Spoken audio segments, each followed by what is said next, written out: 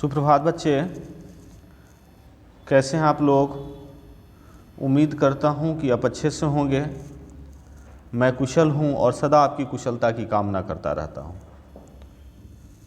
हिंदी पाठ्यपुस्तक वर्ग 8 के लिए पाठ 18 लेकर आपके पास उपस्थित हूं।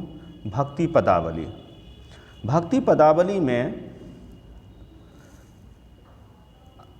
कुछ कवियों के, कवयित्रियों के भक्ति पद हैं।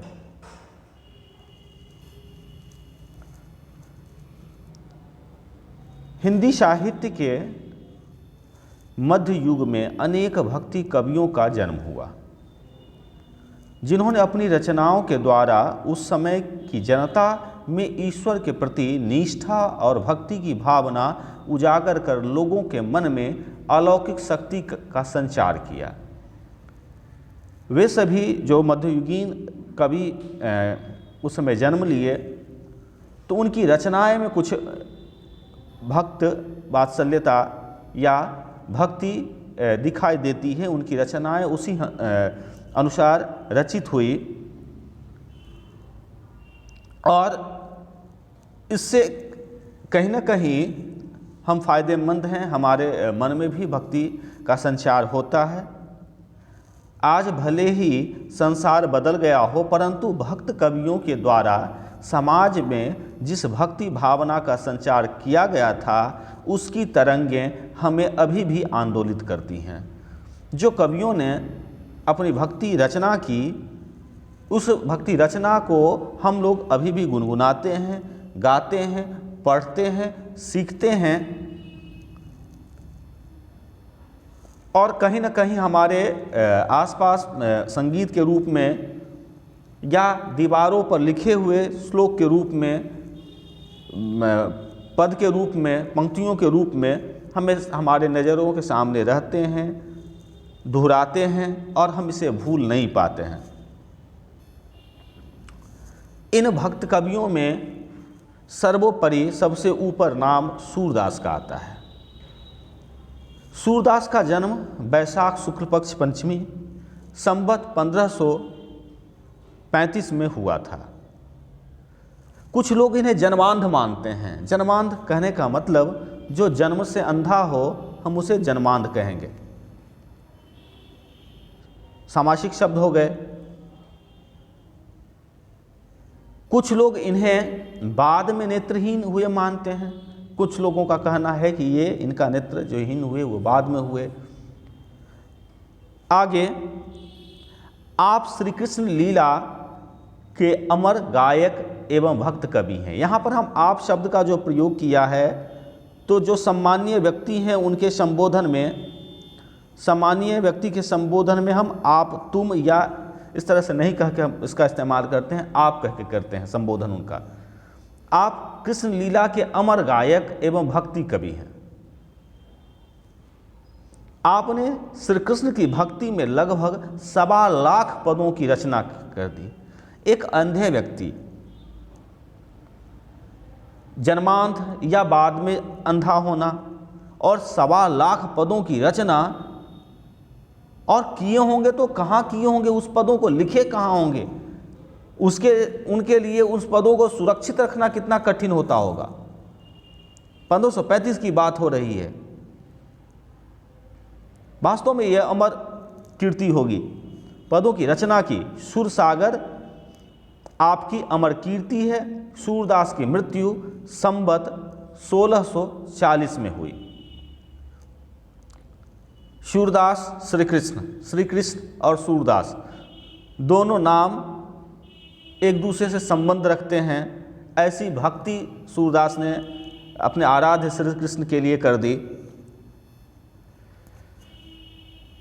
कुछ काल्पनिक आपके पास तस्वीर हैं जो भक्ति को बोला जाता है कि सूरदास के गीत और कविता, खासकर के गीत में उन्होंने गाया, अपनी कविता को गीत का रूप दिया और श्री कृष्ण सुनने के लिए आ जाते थे। इतने मधुर सूरदास की गीत हुआ करती थी, इतने भक्ति से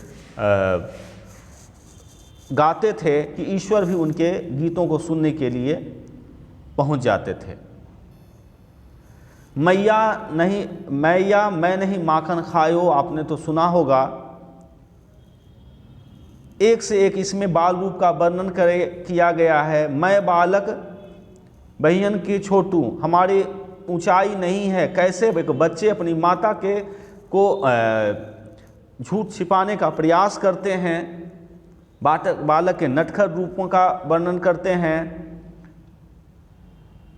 यहाँ पर कहा गया तू जननी मन की अति भोली, हे माता आप बहुत भोली हैं, आपको जैसा सिखा देता है आसपास के लोग और सब बोलता है कि कान्हा चोरी किया है माखन और तुम मान लेती हो।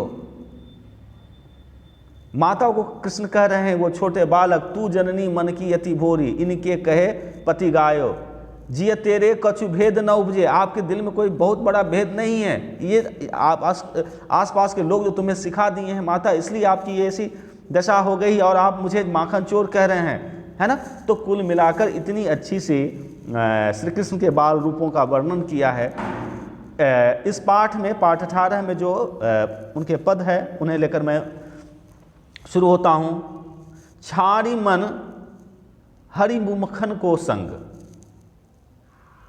छाड़ी मन हरि विमुखन को संग, जाके संग कुबधि उपजित हैं परत भजंग में भंग। कह रहा है कि रे मन छोड़ दो, छाड़ी छोड़ दो, हरि विमुखन को संग, जो हरि से विमुख हो गए हैं, जो ईश्वर को नहीं मानते हैं, ईश्वर के बारे में सुनना जिन्हें पसंद नहीं है, जिन्होंने ईश्वर से अपना रास्ता ईश्वर से अलग कर लिया है, उनका साथ छोड़ दें, उनके बारे में मत सोचें, उनके साथ न रहें। जाके संग उपजित कुबुद्धि उपजित हैं, वैसे लोगों के साथ रहने से हमारे मन में गलत भावना ही आती है, कुबुद्धि उपजते हैं। किनके? जिसने हरि से विमुख हो चुका है, ईश्वर से जिन्होंने विमुख हो चुका है। परत भजन में भंग, वैसे लोगों का हमारे जीवन में रहना, हमारे अच्छे कार्यों में क्या है, वो बाधा है। भजन, ईश्वर का भजना भी भजन है और अपने कार्यों में लगे रहना भी भजन है। हम सुबह उठते हैं, अपने कार्य को सर्वप्रथम मानते हैं, लगे रहते हैं, काम करते हैं, फिर काम खत्म होता है, सोते हैं, जगते हैं, यह भी एक तरह का भजन ही है बच्चे। कहाँ भयो पैपान कराए बिस नहीं तजत भुजंग, कागही कहा कपूर चुगाए स्वान नहायो गंग। कहा सूरदास ने अन्य उदाहरणों के माध्यम से बताया है कि कुछ भी कर लो, ये जो हरि से विमुखन होते हैं, जो कुबुद्धि देने वाले होते हैं, जो दुष्ट व्यक्ति होते हैं, अलग अलग उदाहरणों से दिया है। कहा है, कहा भयो पैपान कराए विष नहीं तजत भुजंग, अगर सांप को दूध भी पिला दें आप तो अपना विष नहीं त्याग सकता है, वह दूध पिलाने वाले को भी डस सकता है।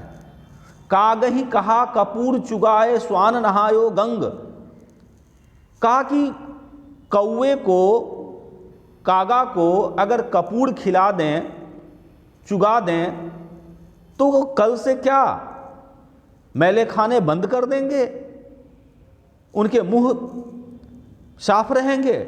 नहीं हो सकता है।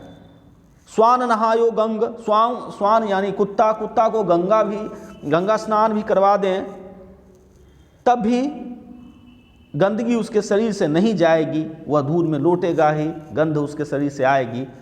अगला है उदाहरण, खर को कहा अर्गजा लेपन, खर मतलब गधा, गधा को आप अर्गजा एक सुगंधित लेप होता है, लगाते हैं, चंदन से बना हुआ केसर वगैरह थे, तो आप गधे को चंदन और लेप चढ़ा दो तो क्या वो जमीन पर नहीं लौटेंगे? मरकट भूषण अंग, मरकट यानी बंदर, बंदर को आप जेवर पहना दें। तो तरह तरह के उदाहरणों के माध्यम से एक ही बात कहना चाहे हैं कि हरि विमुखन को संग छारी मन, है ना, छोड़ दो मन, वैसे लोगों के साथ रहना जिनका भगवान से नाता नहीं है। पाहन पति बान नहीं बेधत, रीतो करत निसंग। कहा कि वो जो पतित पत्थर है, क्या हमारे क्यों न पूरे तरकस खाली हो जाएं अगर हम पत्थर पर बाण चलाएंगे, वह भी जिद्दी पत्थर। क्या पत्थर में छेद हो जाएगा? एक नहीं, हम कई चलाएंगे बाण, हमारा तरकस खाली हो जाएगा, लेकिन उसमें छेद नहीं होंगे, क्योंकि वह पतित पत्थर है, वह जिद्दी है, वह महसूस कर रहा है कि मुझे नहीं परिवर्तित होना है।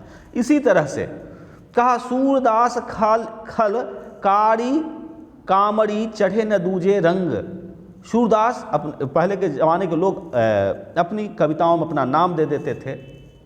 कह रहे हैं कि ये उस तरह के काली कंबल हैं जिस पर कोई दूजा रंग चढ़ता नहीं है। चुभने वाला कंबल देखे होंगे, हल्के हल्के चुभते हैं, काले होते हैं, भेड़ के ऊन के बने हुए, जिसको हम ओरिजिनल भी कहते हैं, वास्तविक जो ऊन के बने होते हैं, उस पर कोई भी रंग चढ़ा दो कोई अंतर नहीं पड़ेगा।